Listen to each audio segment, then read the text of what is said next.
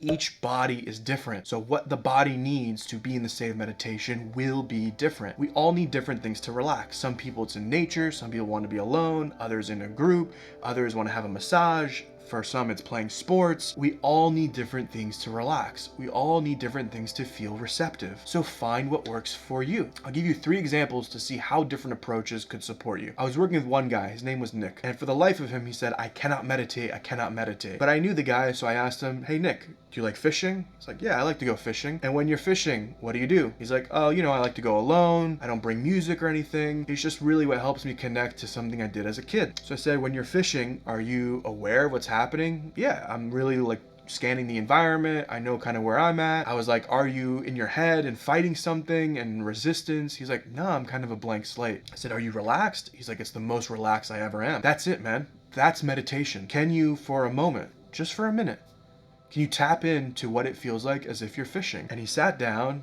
and it blew his mind. Whoa, I'm tapping right into myself. I was working with a woman who was more hyperactive. So anytime she sat down to meditate, her mind would start to go crazy, to do. Body was fidgeting. She had a lot of energy. And so I asked her, hey, I know you run. Have you ever meditated after a run? No, she said. She never tried it. Why don't you experiment with it?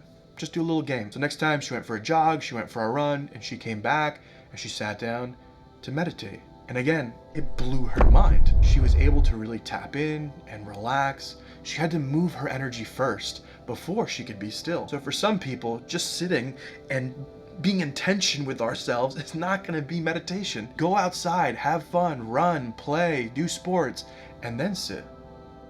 That can be a beautiful way to meditate. Finally, I'll tell you about myself. I was sitting down, I was tripping out on colors and images in my head, but I was doing something wrong. I was not in my body. I was not at all focused on the emotions that I was experiencing. In the spiritual community, people who do a lot of meditation, they call this bypassing. So instead of going to the body, to the emotions, you just want to play around in the head. And that's what I was doing. I was likely doing more of a form of mindfulness, which was very fun and enjoyable, and I took pleasure in it. But I was bypassing all my issues, all my problems. I was carrying so much stress, so much tension that I was not dealing with. I had so many emotions that I was not dealing with. So by just staying in my head, having fun with trippy colors, I was doing myself a huge disservice because I thought I was meditating and supporting myself, but everything was staying the same or even getting worse in my life. So what has worked for me?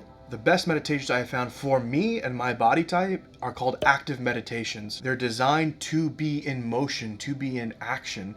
And then finally, after you release a lot of energy, you can sit down and meditate. And I found these are the most potent, most powerful, most life-changing meditations I have ever done in my life. But everyone has an access point. I really believe that as children, we knew how to tap this state.